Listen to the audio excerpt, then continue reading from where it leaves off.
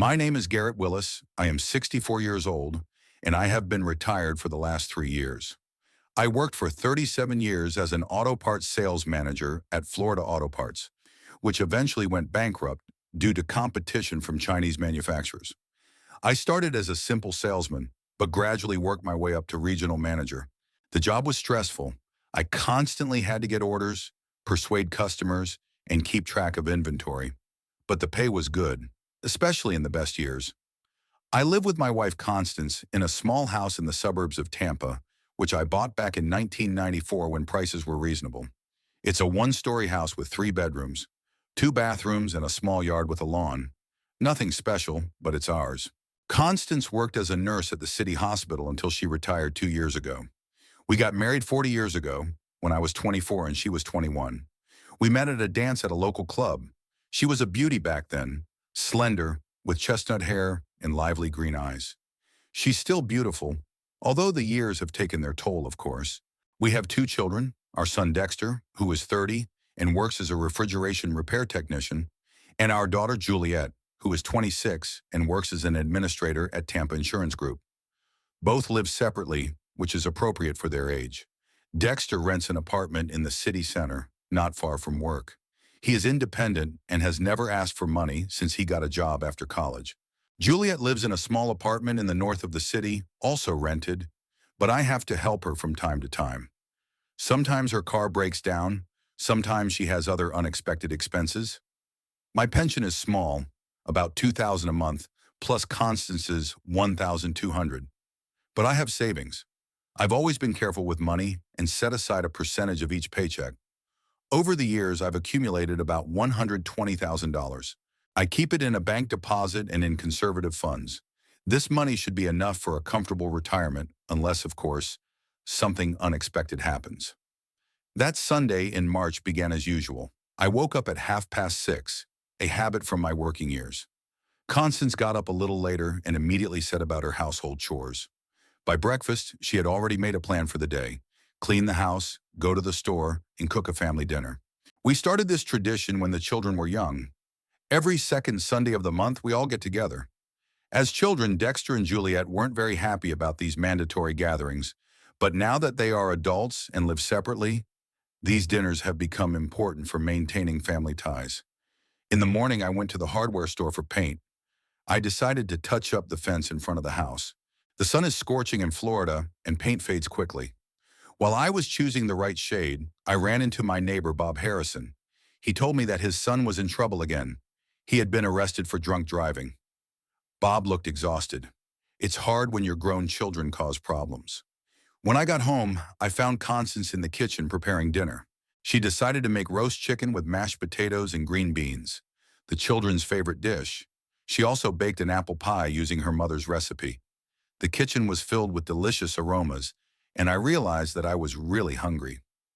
Dexter will be here at 4, my wife said, stirring the sauce, and Juliet said she might be late. She's also bringing someone with her. Who? She didn't say. She just asked me to set an extra place at the table. Over the past couple of years, my daughter had brought young men to family dinners several times. They were usually nice guys from her circle of friends, colleagues from work, or acquaintances of her friends. But for some reason, Juliet's relationships never lasted long. She's a complicated girl, beautiful, smart, but with a strong personality. Maybe she's too demanding of men, or maybe she's just unlucky. Juliet took after her mother in appearance. The same green eyes and chestnut hair, tall and slender. She always had many admirers at school, but she never had a serious relationship. In college, she dated one guy for almost 2 years, and we thought they would get married, but they broke up. After that, there were various young men, but nothing long-term. Dexter was the first to arrive, as always. My son is the complete opposite of his sister. Where she is emotional and impulsive, he is calm and level-headed. Dexter is never late, always keeps his word, and doesn't like small talk. He works for Commercial Cold Repair, which services restaurants and grocery stores throughout Tampa. He drives around town in a company van, repairing refrigerators, freezers, and ice makers. It's not a prestigious job, but it's stable, and Dexter never complained. "How's work?" I asked while we waited for Juliet. "Fine. Lots of calls lately. I guess the equipment is getting old and breaking down more often. Dexter told me about a difficult repair job at a large restaurant where he had to replace the compressor in an industrial refrigerator. The job took a whole day, but the customer was satisfied. My son understands technology better than many engineers.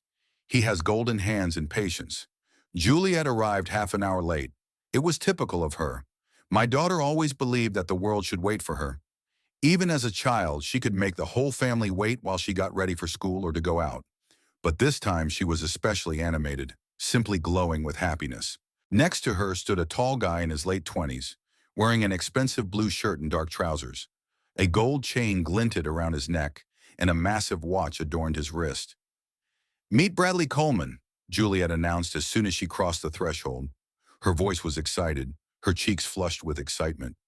"Bradley, this is my parents, Garrett and Constance, and this is my brother Dexter." Bradley shook my hand firmly. His handshake was confident but not too strong. He looked me straight in the eye, smiled with his white teeth, and immediately began showering me with compliments.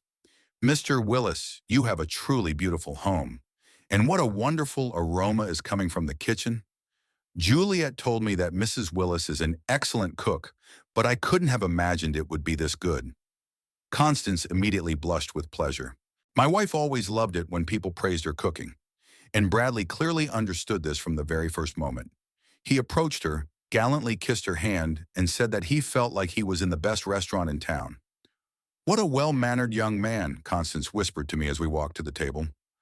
During dinner, I began to ask our guest questions. First, I inquired about his work. For a man, this is always the main question. "I work at Tampa Prime Auto," Bradley said, carefully cutting his chicken. "I sell used cars, but to be honest, it's only temporary. I have much more serious plans for the future." "What are they?" asked Dexter, without looking up from his plate. "I want to start my own business, maybe even a chain of car dealerships. The used car market in our state is very promising. People don't want to overpay for new cars, especially now that the economy is unstable. And I know how to find good deals. I know where to look for quality cars at reasonable prices." Bradley spoke with such confidence that he was almost convincing. He talked about trends in the car market, which brands are in demand, which models hold their value better. He really seemed to know his stuff. "Where are you going to get the money to open the dealership?" Dexter continued to ask. "I've been saving for several years. Plus, there are potential investors who are willing to invest in a promising project. A friend of mine has already opened a similar business in Orlando, very successfully. The main thing is to present the idea correctly and show the business plan." Juliet looked at him adoringly, hanging on his every word. It was clear that she was completely charmed by this guy.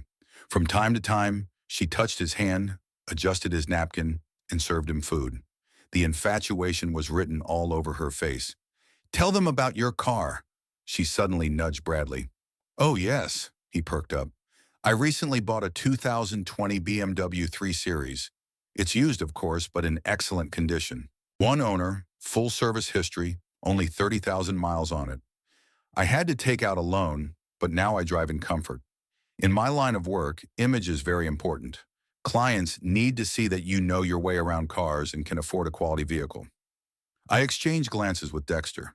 My son raised his eyebrows slightly, a gesture that in our family meant skepticism. A 2020 BMW, even a used one, cost a lot, $35,000 or more. It was strange to hear that a salesman from a foreign parking lot could afford it. "Bradley studied business in college," Juliet added. "He has a degree in sales management." "Yes, I studied theory for 2 years, and now I'm putting it into practice," Bradley confirmed. "Although, to be honest, real life is very different from textbooks. Everything is simple and logical there, but in practice you have to take into account a lot of nuances." Constance asked about his family. Bradley said that his parents live here in Tampa, in the West Chase area. His father worked as a foreman on a construction site for many years and is now retired. His mother was a housewife all her life and raised the children. He has a younger sister who is studying to be a nurse at a local college. "They're simple, hard-working people," he said. "Nothing special, but they taught me to value family and hard work." After the main course, Constance served apple pie with vanilla ice cream. Bradley savored every bite, saying he had never eaten anything so delicious. My wife was melting with such compliments. "Dad, show Bradley your workshop in the garage," Juliet suggested. He's also good with technology. After dinner, we did indeed go to the garage. I have a small workshop there, a workbench, a set of tools, spare parts left over from my previous job. It's my hobby and retirement. I repair lawnmowers and small appliances for my neighbors and service my own car. It's a useful and enjoyable activity. My hands haven't forgotten their skills. Impressive, Bradley said, looking at my tools. You have an almost professional workshop here. Everything is very neat and organized. He picked up a torque wrench, turned it, and checked the settings. It was clear that he was familiar with tools. I have a garage at home too, but I haven't set it up properly yet, he continued. I never have enough time. I work late, and on weekends I often have to visit clients. Dexter walked silently beside me, studying the contents of the shelves. I know my son. He was thinking about something, analyzing it. He had a habit of weighing everything first and then drawing conclusions. Bradley, he said suddenly, how many cars do you usually sell in a month? It varies. In a good month, 15 to 20. In a bad month, maybe 5 to 7. It depends on the season, what cars are available, and the overall economic situation. And what percentage do you get from the sale? It depends on the cost of the car. The percentage is lower for cheaper cars and higher for more expensive ones. On average, it's about $300 to $500 per sale. Dexter nodded, but I could see that he was quickly calculating the figures in his head. My son isn't very talkative, but he's great at math. Math was his favorite subject in school. We returned to the house and settled in the living room. Constance brought coffee and served the leftover pie. Juliet beamed as she snuggled up to Bradley on the sofa. They looked like a beautiful couple, he tall and stately, she graceful and elegant. Mr. C. Willis, Bradley suddenly addressed me. I would like to talk to you about my intentions regarding Juliet. My heart skipped a beat. Was it really that serious? My daughter blushed and lowered her eyes. I realize we haven't known each other long, but sometimes feelings don't depend on time. Juliet is an amazing girl, and I want you to know that my intentions are absolutely serious. Then he suddenly got up from the sofa, knelt down on one knee in front of Juliet, and took a small velvet box out of his jacket's inside pocket. Juliet, I had planned to do this in a romantic setting, perhaps in a restaurant or by the ocean. But then I realized that there is no better place than your family home. This is where you grew up. This is where the people who love you are. Marry me. He opened the box, and inside was a ring with a small but very beautiful diamond. Juliet gasped, covered her mouth with her hands, and her eyes filled with tears. She stared at the ring for a few seconds, unable to say a word. Yes, she finally breathed. Of course, yes. 1,000 times yes. She threw herself into Bradley's arms, and he spun her around the living room. Constance clapped her hands and immediately rushed to hug her daughter. The house was in an uproar. Everyone was talking at once, congratulating them, examining the ring. I stood aside, watching the scene in confusion. It all happened so unexpectedly that I didn't have time to collect my thoughts. Dexter was silent too, sitting in his chair with a stony face. Congratulations, I finally said, when the initial emotions had subsided a little. I hope you'll be happy together. What else could I say? My daughter was a grown woman and had the right to make her own choices. But inside I felt a knot of anxiety. Something about Bradley made me uneasy, although I couldn't put my finger on what it was. When's the wedding? Constance asked, admiring the ring on her daughter's finger. We haven't discussed the details yet, Bradley replied, but we'd like to get it done soon. Maybe this summer. This summer? But that's so soon, exclaimed Constance. Mom, when people love each other, why wait? Said Juliet, beaming with happiness.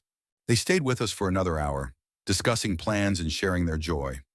Bradley talked about where they could live after the wedding and what kind of apartment to rent. Juliet dreamed aloud about her wedding dress and honeymoon.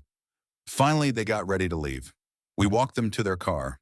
Bradley's BMW really did look impressive.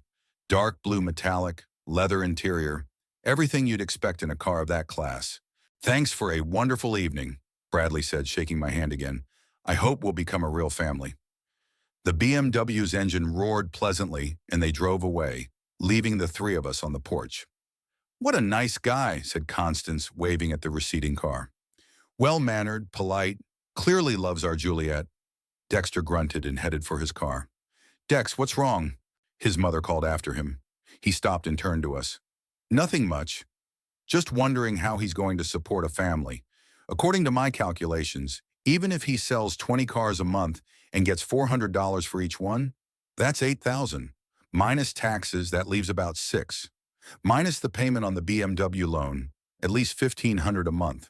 Minus rent, food, clothes, gas. What's left for family life?" "Maybe he makes more," Constance said uncertainly. "Maybe," Dexter agreed. "Or maybe a lot less. Do you know how much a ring with a diamond like that costs? At least $3,000. Where does a used car salesman get that kind of money?"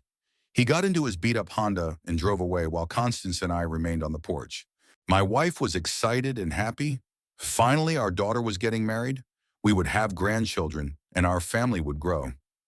But I felt uneasy. Everything had gone too smoothly with this Bradley. We went into the house and started clearing the table. Constance talked incessantly about the wedding, made plans, and dreamed of future grandchildren. I silently washed the dishes and thought about how, in 37 years of working with people, I had learned to understand something about human nature. And something told me that this handsome guy with a snow-white smile and an expensive ring would bring our family more problems than joy. The next day I woke up with a heavy feeling. I tossed and turned all night, thinking about the previous evening. Constance slept peacefully, even smiling in her sleep, probably dreaming about wedding preparations and future grandchildren. And my head was spinning with the numbers Dexter had mentioned and the alarming details in Bradley's behavior. After breakfast, I decided to walk to the house of my best friend, Chester McDonald. He lives 3 blocks away from us in a similar one-story house. Chester is 2 years older than me, has been a mailman for 35 years, and knows everyone in the neighborhood. We've been friends for over 20 years, ever since he moved to our area. We go fishing together, play dominoes in the evenings, and discuss the news and life's problems. I found Chester in his garage repairing an old lawnmower. His hands are still nimble, although his back is not what it used to be. "Hi, Garrett," he greeted me without looking up from his work. "How was the family dinner?" "That's what I wanted to talk about." Chester put down his tools and looked at me intently. "What's wrong?" I could see from his face that something was wrong. I told him about Bradley, about the sudden proposal, about my doubts. Chester listened silently, nodding occasionally. When I finished, he scratched his gray beard thoughtfully. "I understand your concerns," he said finally. "But you know, Garrett, maybe you're just worried as a father. Your daughter is an adult and has the right to make her own choices. And maybe this guy really does love her." "Chester, you know I'm not the kind of father who clings to his daughters. But there's something wrong with him. It's all too perfect, too smooth." "What specifically makes you suspicious?" "Money. How does a used car salesman have the means to buy a BMW and an expensive ring? And he talks too much about his plans and too little about his actual achievements." Chester nodded. "Maybe so. But what are you going to do about it? Forbid your daughter to get married. She won't listen to you and it will ruin your relationship." "I don't know. I'd like to talk to her alone without Bradley.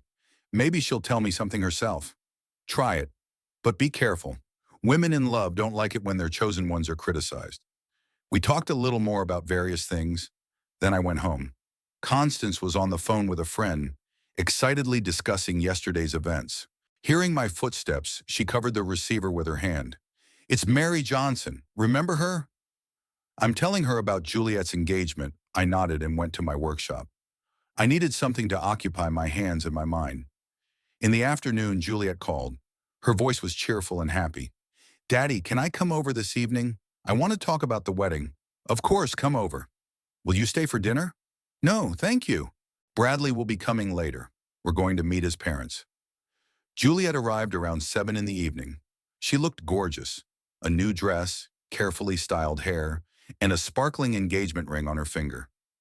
Happiness literally glowed in her eyes. "Mom, Dad, I'm so happy. You can't imagine how wonderful Bradley is." We spent the whole day planning the wedding. Constance immediately joined in the discussion. They sat down at the kitchen table, took out a notebook, and began making lists. Guests, flowers, music, photographer. I listened with half an ear, waiting for the right moment to talk to my daughter alone. When exactly is the wedding? Constance asked. June 23rd. It's a Saturday. Bradley wants everything to be beautiful and festive. But that's in 3 months. That's not enough time to prepare. Mom, we don't want to wait. Besides, summer weddings are the most beautiful. They discussed the details for another half hour. Finally, Constance went to the kitchen to make tea, and I had the opportunity to talk to my daughter. Juliet, I began cautiously, are you sure you know Bradley well? You haven't been dating that long. My daughter's face immediately became wary. Dad, what are you getting at? Nothing. I just want to make sure you're happy. Bradley seems like a nice guy, but... But what? Juliet's voice became sharp. You don't like him, do you? It's not about liking him or not. I just want to understand how you plan to live, how you're going to support a family, where you're going to live. Dad, I'm 26 years old. I'm a grown woman and I can figure out my own relationships. Of course you can, but I have a right to worry about you. Juliet got up from the table and began pacing around the room. You know what I think? You just can't accept that I've grown up. You can't let me go. That's why you find faults in every man I like. That's not true. It is. Remember Michael? You criticized him too. Said he was too young, not serious enough. Then there was David. You complained that he didn't earn enough. Now it's Bradley, and again, something's not right. I tried to argue, but my daughter wouldn't listen. Bradley is the best man I've ever met. He's smart, ambitious, caring. He loves me and wants to start a family. But that's not enough for you, is it? You have to find fault with him. At that moment, Constance returned with the tray. Seeing her daughter so upset, she asked anxiously, What's going on? Mom, Dad is starting to ask questions about Bradley again. I'm tired of it. Constance looked at me reproachfully. I spread my arms. The conversation was not going as planned. Juliet, dear, Dad is just worried about you. Constance tried to reassure her daughter. That's normal. No, Mom, it's not normal. It's an attempt to control my life. My daughter grabbed her purse and headed for the door. Juliet, wait, I tried to stop her. No, Dad. I thought I could share my happiness with you, but instead of support, I get interrogation and suspicion. She slammed the door and drove away. Constance looked at me reproachfully. Why did you do that, Garrett? I just wanted to talk to her. Talk? You upset her. She's happy, and you're trying to ruin everything. I went to the garage to avoid continuing the conversation. I knew I had acted awkwardly, but my concern for my daughter wouldn't let me rest.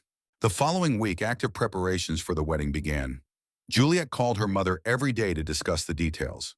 After our conversation, she was deliberately cold toward me, answering in monosyllables and avoiding direct communication. On Wednesday, she came with specific requests. Mom, Dad, we need your help with the wedding expenses, she said, sitting in the living room next to her mother. Of course, sweetie, Constance replied immediately. How much do you need? A banquet for 50 people will cost $8,000. It's a nice restaurant, all-inclusive, food, drinks, music. I almost choked on my coffee. $8,000 for one party. And the wedding dress is another $1,500, Juliet continued. I found a stunning dress at Bridal Elegance. Juliet, I interjected, that's a lot of money. Dad, you only get married once. I want everything to be beautiful. But $9,500? Garrett, Constance stopped me. We can afford it. Technically, she was right. We had savings in the bank, and $9,000 wouldn't break us. But spending that much on a single event seemed wasteful to me. What are Bradley's parents paying? I asked. Juliet frowned. They're helping out as much as they can. They're paying for the flowers and the photographer. And how much is that? Dad, what does that have to do with anything? Every family contributes what they can. Constance already had her checkbook out. Don't worry, sweetheart. We'll pay for the reception and the dress. On Saturday, we met with Bradley's parents. We agreed to meet at our house for lunch. Constance spent the whole day preparing, wanting to make a good impression on her future in-laws. Bradley's parents arrived in an old Ford that had clearly seen better days. His father, Roy Coleman, was a short, thin man in his 60s with a ruddy face and nervous mannerisms. His mother, Dorothy, was a heavy-set woman with a tired expression and cheap clothes. It's very nice to meet you, Dorothy said, timidly shaking my hand. Bradley has told me so much about your family. Roy nodded silently, avoiding direct eye contact. He smelled faintly of alcohol, even though it was only 2 in the afternoon. The conversation at lunch was awkward. Constance tried her best to keep the conversation going, asking about work and retirement plans. Roy answered reluctantly, mostly remaining silent. Dorothy was more talkative, but she complained the whole time. Things are difficult for us right now, she sighed. Roy hasn't worked in 3 years, and his back is in terrible pain. And his pension is so small, it's barely enough for medicine. Constance nodded sympathetically and offered to help out. I felt awkward, not because of their poverty, but because of how openly they talked about it at our first meeting. You have a big house, Dorothy continued, looking around our living room. It must be expensive to maintain. It's okay, we manage, I replied. We rent a small apartment in Westchester, she admitted. We wanted to buy a house, but we couldn't save up for the down payment. Bradley and Juliet sat next to each other, holding hands. It was clear that Bradley was shy around his parents, while Juliet was trying her best to appear friendly. Dorothy, are you helping with the wedding planning? Constance asked. Of course. We're paying for the flowers. Well, the bridal bouquet and the groom's boutonniere anyway. The rest will be whatever we can manage. We'll take care of the photographer too, Roy added, speaking up for the first time during dinner. I know a guy who doesn't charge much. Constance leaned over to me and whispered, I feel awkward. They clearly expect us to pay for everything. After lunch, when the guests had left, my wife and I stayed behind to clear the table. What a family, said Constance, unstacking the dirty dishes. Poor people, of course, but what? I don't know. There's something wrong with them, especially Bradley's father, and his mother kept talking about money. See, I'm not the only one who's alarmed. Garrett, maybe they're just embarrassed about their situation. Their son is marrying a girl from a wealthier family, so they feel inferior. Maybe Constance was right, but I was left with an unpleasant feeling. I also noticed how Roy Coleman was looking closely at our house, as if evaluating it, and how Dorothy was interested in our income, pension, and savings. Dexter called in the evening. Dad, how did the meeting with the groom's parents go? Not very well. They seem like nice people, but they're poor, and they're not shy about talking about it. I see. How's Juliet? She's trying to please everyone, but you can see she's nervous. Dexter paused. You know, Dad, I did some research on this Bradley guy. What kind of research? I have a friend who works at a car dealership across the street from Tampa Prime Auto. He says Bradley isn't particularly well liked there. He doesn't sell much, and customers complain about him. Plus, he recently took unpaid leave. My heart sank. So my suspicions weren't unfounded. Dex, what should we do? I don't know, Dad. Nothing for now, but we'll keep our ears open. A month before the wedding, life in our house turned into a whirlwind of activity. Constance was busy with wedding preparations from morning till night, calling suppliers, finalizing the details of the reception, discussing the last touches of the ceremony with Juliet. I kept my distance from the commotion, but I could feel the tension building. Juliet started coming over almost every day. Outwardly, she looked happy, but I noticed signs of fatigue, dark circles under her eyes, nervous gestures, irritability over trifles. Wedding preparations were clearly not easy for her. Bradley appeared less often. He said he was working a lot, preparing for the honeymoon, and dealing with some business matters. When he did come, he was a little more reserved than before, with fewer compliments and less ostentatious enthusiasm. Maybe he was just tired from the pre-wedding preparations. Or maybe he sensed my coldness. In those days, I thought a lot about my conversation with Dexter and his information about Bradley's work. I wanted to believe that my son was wrong, that all my suspicions were unfounded, but an inner voice told me that something was wrong. One Wednesday evening, with exactly 4 weeks to go before the wedding, Juliet arrived at our house, clearly agitated. She didn't wait for dinner, but went straight to the living room and sat down opposite Constance and me. Mom, Dad, I need to talk to you, she began, nervously fiddling with the strap of her purse. What's wrong, sweetheart? Constance asked, alarmed. Nothing bad. We just have some additional wedding expenses. I was on my guard. We had already spent almost $10,000 on the reception, dress, shoes, jewelry for the bride, my suit, and gifts for the bridesmaids. What other expenses could there be? Bradley booked our honeymoon in the Bahamas. Juliet continued, not looking us in the eye. A week in a five-star hotel, all-inclusive. It will be unforgettable. Wonderful, said Constance. The Bahamas is a great place for a honeymoon. Yes, but there's one problem. The reservation needs to be confirmed and paid for by the end of this week, and we don't have the money yet. I felt myself tense up, so now there would be a request for financial assistance. How much does this honeymoon cost? I asked. Juliet hesitated, then said quietly, $8,000. Constance gasped. I leaned back in my chair, unable to believe what I was hearing. 8,000 for a week's vacation? I asked. Dad, it's a very nice hotel. The Bahamas Reef Resort, 5 stars. It has a spa, restaurants, a private beach, water sports. Everything is included in the price. Juliet, that's a lot of money, Constance interjected. Maybe we can find something cheaper. Mom, you only get one honeymoon. We want it to be special, unforgettable. Bradley says I deserve the best. I got up from my chair and paced around the room. $8,000 a week at a resort was comparable to our annual entertainment and vacation budget. Where is Bradley going to get the money? I asked. Why can't he pay for his bride's honeymoon? Juliet's face hardened. All his money is tied up in his business right now. He's preparing to open his own salon and negotiating with investors. All his funds are frozen, I see. And that's why he's turning to us again. Dad, don't say that. Bradley isn't turning to us. I'm asking you for help. Juliet, we've already spent almost $10,000 on your wedding, I said, trying to keep my voice calm. That's a lot of money for our budget. But you have savings. You said yourself that you've been putting money aside for years. Those savings are for our retirement, for unexpected expenses, not for paying for luxury resorts. Juliet jumped up from the sofa, her eyes glistening with tears. So you're refusing to help me on the most important day of my life? We've already helped a lot. We paid for the wedding, your dress, the reception. And the honeymoon isn't important, is it? You don't care about my happiness. Constance tried to intervene. Honey, calm down. Maybe we can find a compromise. We'll pay half, and you can figure out the rest somehow. No, Juliet said sharply. Either you help us completely, or you don't help us at all. Bradley has already given his word to the travel agent that we will confirm the reservation. I felt my irritation rising. Not so much because of the money, but because of the way my daughter had phrased the question, like an ultimatum. Juliet, $8,000 is too much, I said firmly. I refuse to pay it. My daughter's face contorted with anger.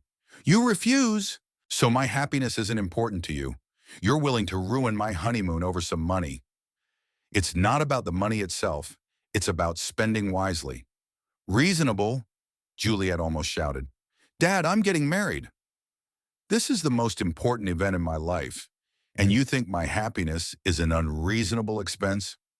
Constance tried to calm her daughter down, but she was already unable to listen. You know what, Dad? If you're not willing to help me at such an important moment, then you don't have to come to the wedding. Those words hit me like a slap in the face. I stood there looking at my daughter, unable to believe she could say such a thing. Juliet, Constance exclaimed. How can you say that? How can he refuse to help me? My daughter sobbed. $8,000 is nothing to him compared to my happiness, but he prefers to save money instead of making his daughter happy. I took a deep breath, trying to control my emotions. Juliet, you're going too far. No, you're going too far. From the very beginning, you were against Bradley, looking for flaws in him, and now you're trying to ruin our wedding. I'm not trying to ruin anything. I just think that $8,000 for a week's vacation is wasteful. A waste, Juliet repeated bitterly. So I don't deserve a nice honeymoon? So your daughter has to settle for cheap resorts? At that moment, Dexter entered the house. Hearing the shouting, he quickly made his way to the living room. What's going on here? He asked, looking at the upset faces. Your father refuses to pay for our honeymoon, Juliet sobbed as she rushed to her brother. $8,000 is more important to him than my happiness. Dexter hugged his sister and looked at me questioningly. I briefly explained the situation. Juliet, calm down, Dexter said. $8,000 is a lot of money. You're against me too, she sobbed. I'm not against you, but maybe we can find a compromise? Look at other honeymoon options? No, Bradley already booked everything. He promised me the best vacation ever. Dexter scratched his chin thoughtfully. Listen, what if I borrow the money and give it to you? Then you can pay me back little by little. Juliet's eyes lit up with hope for a moment, but then she shook her head. No, Dex. If Dad doesn't want to help his daughter, then so be it. I'm not going to humiliate myself and ask my brother for money. Juliet, don't be silly, Dexter tried to reason with her. Dad already spent a lot of money on your wedding, but not on the most important thing.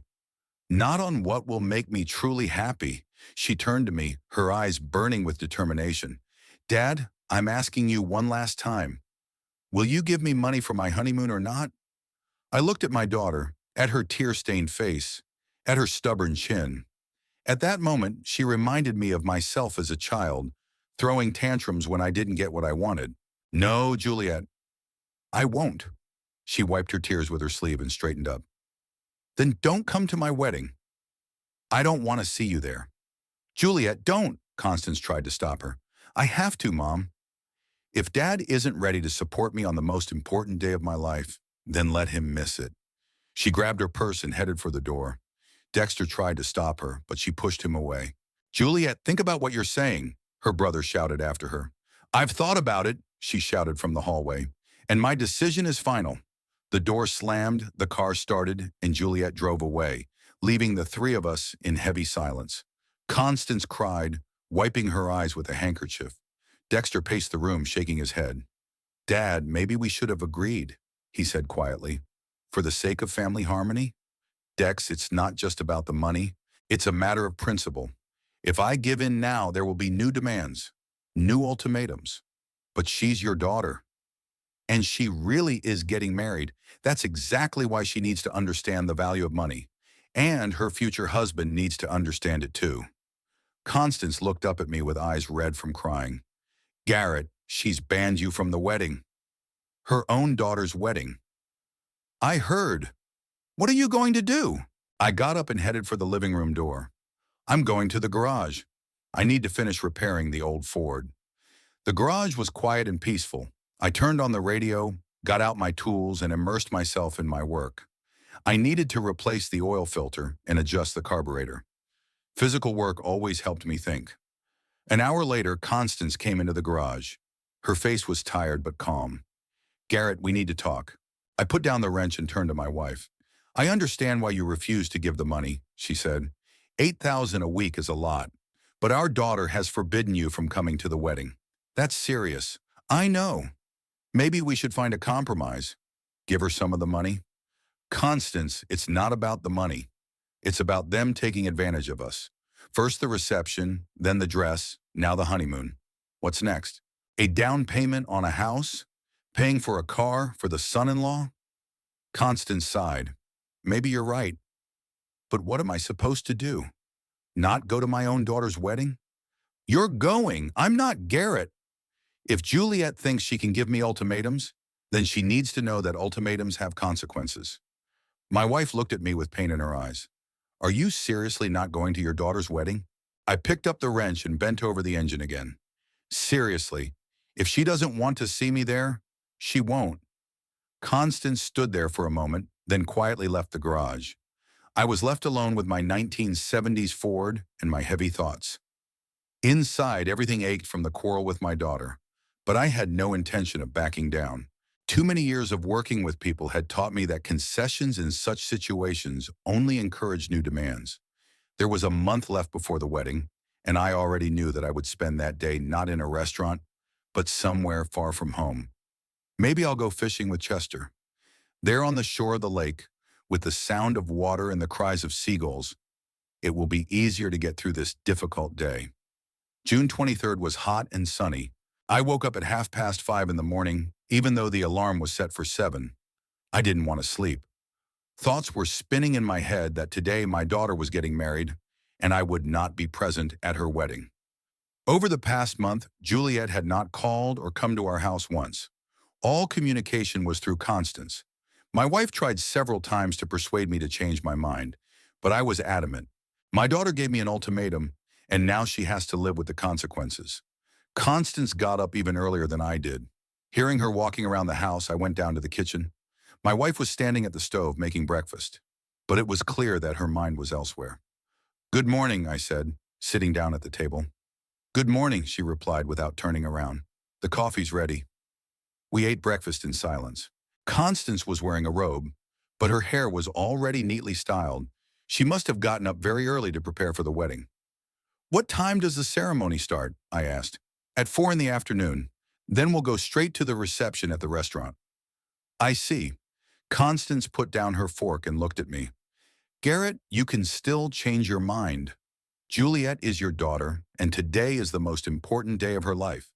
Constance, we've discussed this 100 times already. If my daughter doesn't want to see me at her wedding, then I won't impose myself on her." She was upset, she said in the heat of the moment. "A month has passed. During that time, she could have called, apologized, tried to find a compromise. But she didn't." My wife sighed and began to clear the table. I understood how hard it was for her, but I couldn't change anything. Last night, I made plans with Chester to go fishing. My old friend agreed to keep me company without asking any questions. He understood that I needed something to occupy myself with that day, to distract me from my heavy thoughts. At 8:30, I loaded my fishing gear into my pickup truck and drove to Chester's. He was already waiting for me on the porch with a thermos of coffee and a bag of sandwiches. "Ready for a big catch?" he asked as he got into the car. "Ready for a long day in the fresh air," I replied. We drove to Lake Tarpon, 40 miles from the city. It's a quiet place full of fish, and tourists rarely go there. It's perfect for spending a day in reflection. We drove in silence for the first half hour, listening to the radio. Then Chester turned off the music and spoke.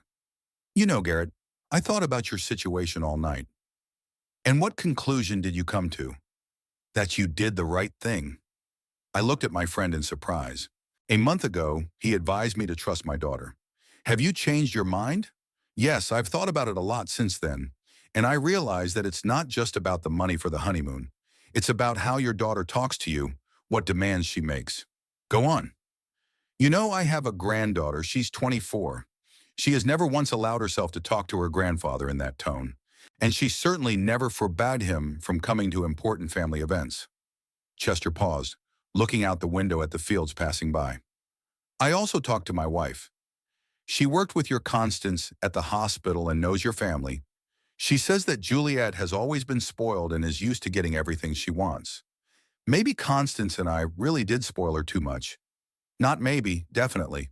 And now she thinks her parents are obligated to fulfill her every desire, even the most expensive ones." We arrived at the lake around 11. The place was deserted, just us and a few fishermen on the opposite shore. Chester helped me unload the gear, and we found a comfortable spot under a large oak tree. The lake was calm, like a mirror. A light breeze rustled the leaves, and seagulls cried somewhere in the distance. It was the perfect place to forget about problems and just enjoy nature. We cast our lines and settled into our folding chairs. Chester took out a thermos and poured coffee into mugs. "You know what alarms me most about this story?" he said, sipping his coffee. "What?" "The groom's behavior. A normal man wouldn't let his fiancée quarrel with her parents over money. He would either earn the money for the honeymoon himself or choose something within his means." I thought about that too. And this Bradley calmly watches as his future wife begs her father for money. He even encourages her to do so. Chester was right. In the entire month since our quarrel, Bradley had not once tried to contact me, offer a compromise, or apologize for the situation. He simply removed himself from the situation, leaving everything to Juliet. We fished for about 2 hours in pleasant silence. The bite was good. We caught several perch and a pike. But the main thing was not the fish, but the fact that I could think calmly without being distracted by domestic problems. Around 2 o'clock in the afternoon, I looked at my watch. There were 2 hours left before the wedding. Somewhere, Constance was getting ready, putting on her best dress. Juliet was preparing to become a bride, and I was sitting on the shore of the lake with a fishing rod in my hands. "Do you regret it?" Chester asked, noticing my glance at my watch. "I don't know. On the one hand, it hurts to miss my daughter's wedding. On the other hand, I couldn't do anything else. Garrett, mark my words. In a few months, you'll realize you did the right thing." At 4 o'clock, when the ceremony was supposed to begin at the church, I cast my line into the deepest part of the lake. I imagined Juliet walking down the aisle in her white dress, Bradley waiting for her in the suit we had paid for. I imagined Constance sitting alone in the front row, explaining to her friends why I wasn't there. "Is it hard?" Chester asked quietly. "It's hard, but it's the right thing to do." We stayed at the lake until 6:30. The sun was setting, and it was getting cooler. Chester suggested we go home.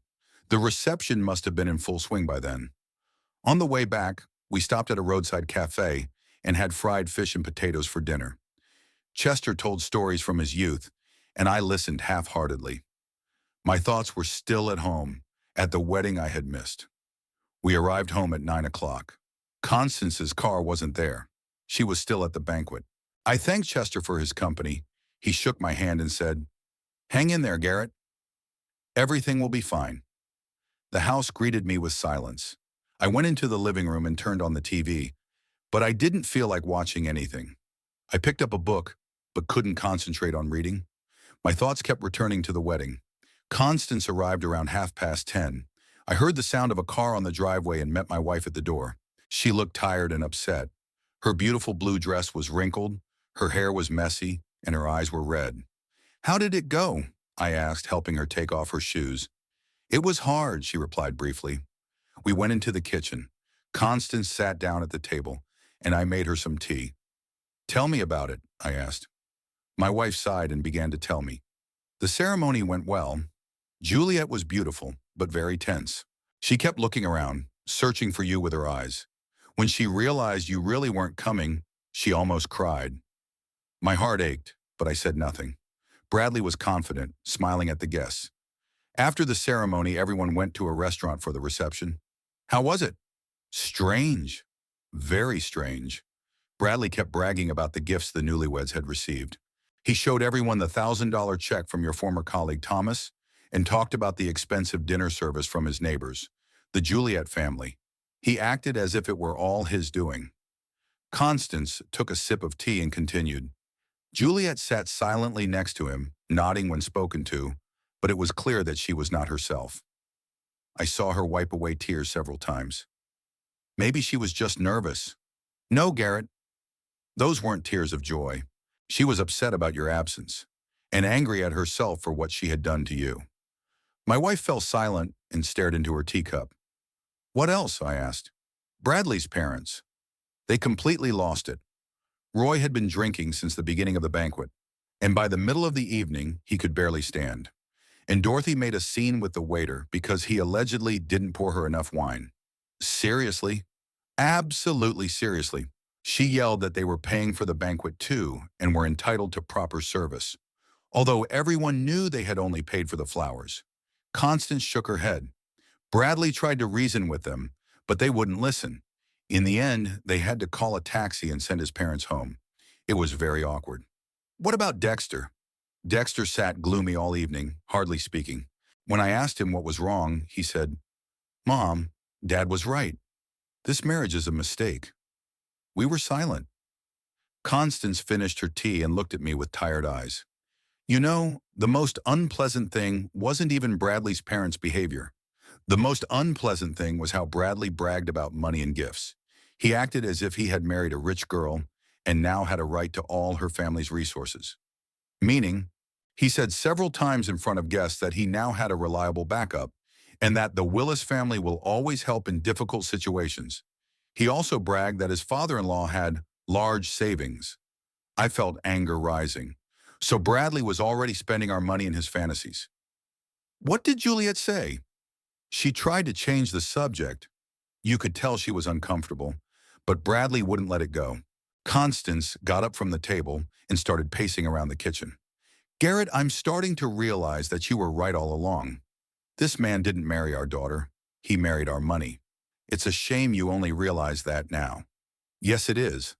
But now nothing can be changed. Juliet is married and all we can do is watch."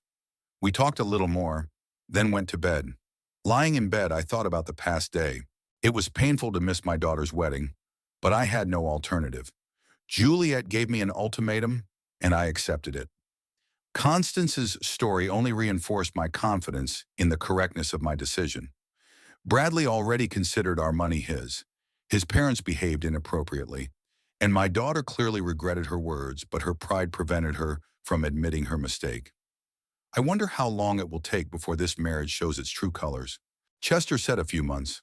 I'm afraid he's right. The 3 months passed slowly and painfully. After the wedding, a strange atmosphere settled in our house, as if someone in the family had died, but everyone pretended that nothing had happened. Constance tried to maintain the usual order of life, but it was clear how much the break with her daughter was weighing on her. Juliet didn't call, didn't visit, didn't answer her mother's calls. Occasionally, Constance would receive short messages from her. Everything's fine. Don't worry. I'll call later. But later didn't come for weeks. Dexter tried to contact his sister several times, but she was cold to him too. She said she was happy, that her husband was wonderful, that they were building a new life. I missed my daughter more than I was willing to admit. I was used to her unexpected visits, to the way she burst into the house with news and plans. The house seemed empty without her laughter and arguments. But pride prevented me from taking the first step. Juliet had given me an ultimatum, forbidding me from attending the wedding, and now I had to find a way to reconcile with her myself. Constance was clearly suffering. She often sat by the phone, looking at it hopefully. Several times I found her crying in the kitchen or living room. When I tried to comfort her, she replied that everything was fine. She was just tired. Maybe you should call her, my wife asked from time to time. No, Constance. She's a grown woman. She has to decide for herself if she needs her parents.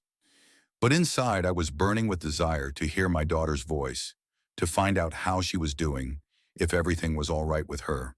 Dexter came to visit us every weekend, as usual, but we hardly touched on the subject of Juliet. My son saw how hard it was for his mother and didn't want to make the situation worse. Once he mentioned that he had tried to meet his sister at her work, but the secretary said that Juliet didn't want to see anyone. She's avoiding all of us, Dexter said. She's even stopped seeing her friends. She's living in a cocoon that alarmed me. Juliet had always been sociable, loved company, and enjoyed meeting friends. If she had shut herself off from everyone, something was wrong. We received fragmentary information from neighbors and acquaintances. Mrs. Johnson told Constance that she had seen Juliet at the supermarket and that she looked pale and tired. Another neighbor mentioned that she had met her at a gas station, and Juliet barely said hello before leaving immediately. Something's wrong with her, Constance said. I can feel it in my mother's heart. I felt it too, but what could I do? My daughter had chosen isolation for herself. In August, our sprinkler system broke down. We had to call a repairman. It turned out that the guy who came to fix it worked for the same insurance company as Juliet, only in a different department. Mrs. Coleman, he asked when Constance mentioned her daughter's name. Yes, of course I know her. She works in the auto insurance department. She's a good girl, but she's been sad lately. She used to always smile and greet her colleagues, but now she's more quiet. This information finally convinced me that my daughter was having problems, but she still didn't give any signs or ask for help. In early September, something happened that made me think seriously. I went to a car repair shop to change the oil in my car. The mechanic, a guy in his mid-30s, turned out to be talkative. Recently, a guy came here to sell his BMW, he said, working under the hood. He said he needed money urgently. It was a good car, but he agreed to a price below market value. So did you buy it? No, we didn't have that kind of money. But I remember the guy, tall, with a gold chain. He said he worked at a car dealership but was selling the car privately. My heart skipped a beat. The description matched Bradley. How long ago was that? About 3 weeks ago. Maybe a little more. I didn't ask any more questions. But my mind was racing. Why would Bradley sell his BMW? Could he really be in such serious financial trouble? That evening, I told Constance about it. My wife immediately became concerned.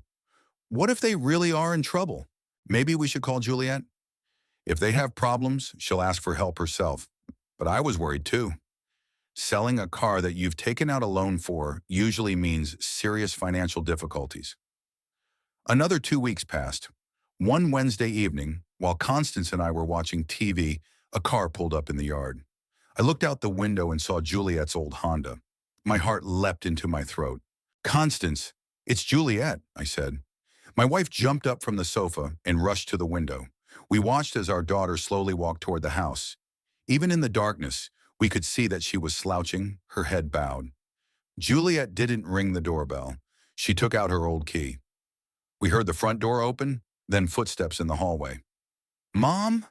Dad?" she called in an uncertain voice. "We're here, sweetie," Constance replied. Juliet appeared in the living room doorway, and my breath caught in my throat.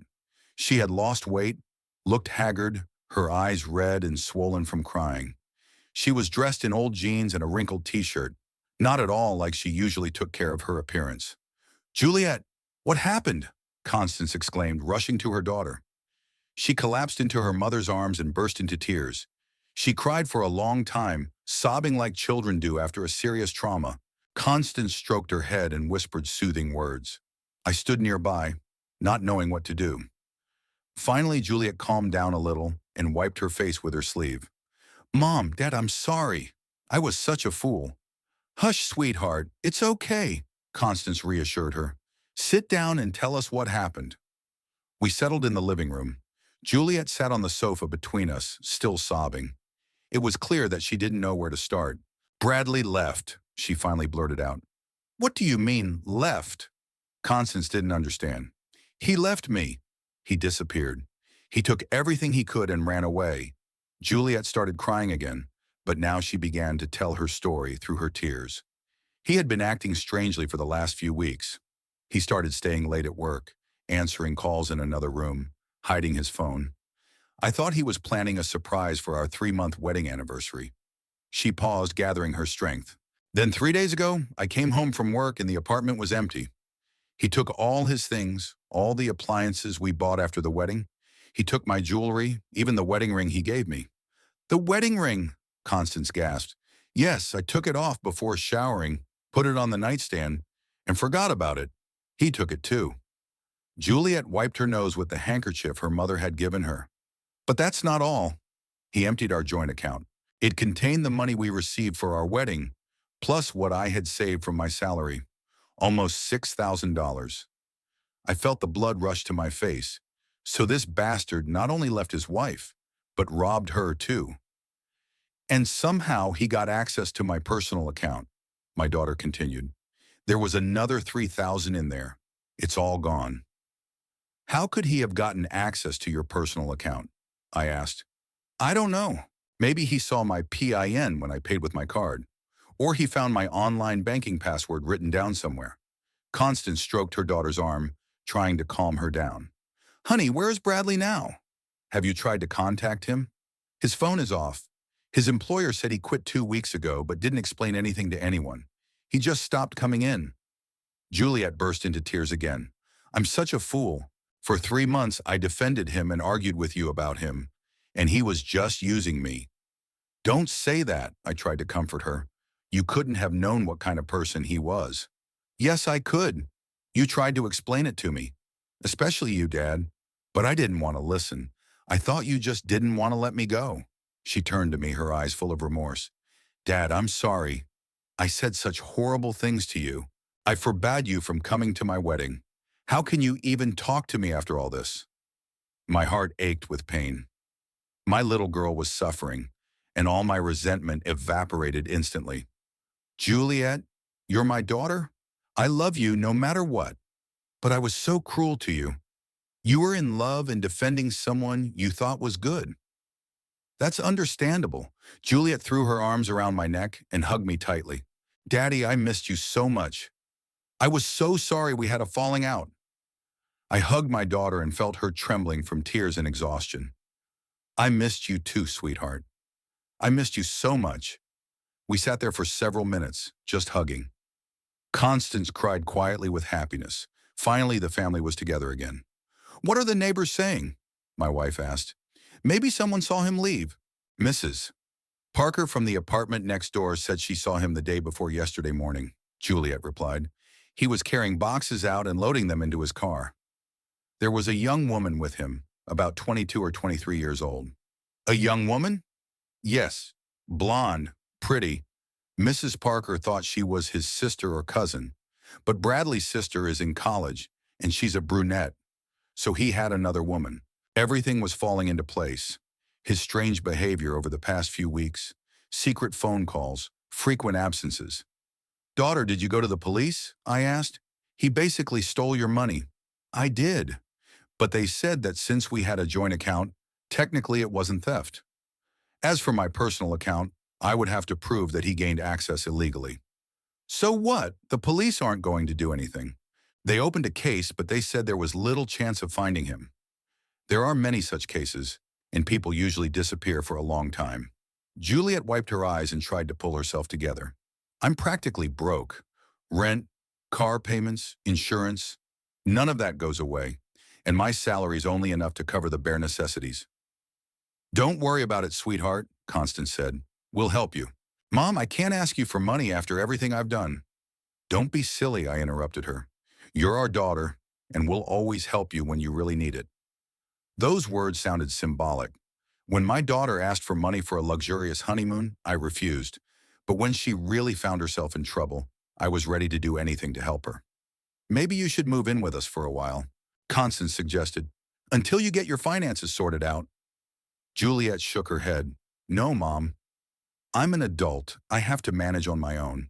I just, I just wanted to know that you forgave me, that I have a family." "You always have a family," I said, "no matter what." We talked late into the night. Juliet recounted the details of her life with Bradley, and the picture grew increasingly bleak. He constantly hinted at our family savings and made plans for how they could be put to good use. He said I was too conservative with money, that it should be put to work. "He kept saying that your father was sitting on a gold mine," my daughter said. "He said that once we got closer to the family, we could convince you to invest in his business." So my suspicions were right after all. Bradley really didn't marry the daughter. He married our money. "Was there a honeymoon in the Bahamas?" Constance asked. Juliet laughed bitterly. "What honeymoon? We spent 3 days in a cheap motel in Orlando. Bradley said the reservation in the Bahamas had fallen through for technical reasons, but that the money would be refunded later. Then it turned out that there had been no reservation at all. That was the last straw. Not only did the bastard deceive my daughter from the very beginning, but he also used the honeymoon story to turn her against her family." Around midnight, I went to the kitchen to make some tea. I wanted to do something simple and familiar to calm myself down. While the water was boiling, I thought about how quickly my daughter's life had fallen apart. 3 months ago, she was a happy bride, dreaming of a wonderful future. And now she was sitting in our living room, robbed and abandoned. When I returned with the tea, Juliet and Constance were sitting hugging each other. My daughter looked a little calmer, but her fatigue was evident in every movement. "Dad," she said quietly as I placed the tray on the table, "I know I have no right to ask, but could you lend me some money to tide me over? I'll pay you back every penny as soon as I can." "Juliet, forget about paying me back. We're a family, and families help each other in difficult times." "But," "No buts. Tomorrow we'll go to the bank and transfer as much as you need to stabilize the situation to your account." My daughter cried again, but now they were tears of gratitude and relief. "I don't deserve parents like you," she whispered. "You do," I said firmly. "We all make mistakes. The main thing is to be able to admit them and correct them." Juliet left for home around 1 in the morning. She promised to come back on the weekend and said she would no longer hide from her family. Constance and I walked her to her car and stood on the porch for a long time, watching the red lights disappear. "She's been through a lot," my wife said. "Yes, but now she's wiser and stronger." "Do you think she'll make it?" "She definitely will. She has character and a family that will support her." We returned to the house and began clearing away the cups and napkins. The usual household chores seemed soothing after such an emotional evening.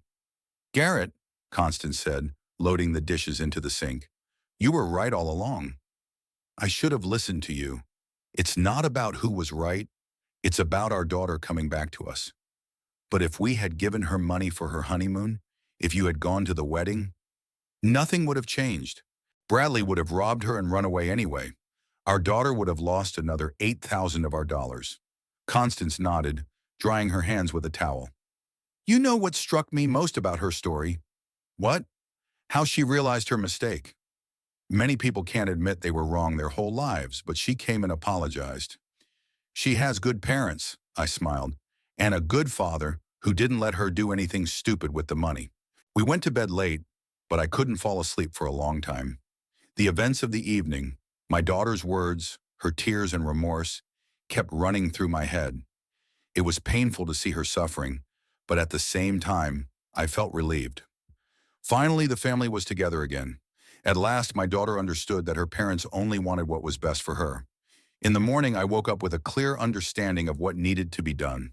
Juliet would need not only financial help, but also moral support. She was facing divorce, dealing with banks, and looking for a new place to live. All this time, we had to be there for her, to show her that she was not alone. I also thought about how Chester was right. He said that in a few months I would realize that I had done the right thing. Exactly 3 months have passed, and I really do understand. If I had given in then, given her money for her honeymoon, gone to the wedding, it would have been much harder for Juliet to admit her mistake now. She would have felt obligated to defend her husband, who ended up leaving her anyway. But this way, she realized that her parents love her not for anything she has done, but simply because she is her, and that sometimes refusing to help is also a way of helping.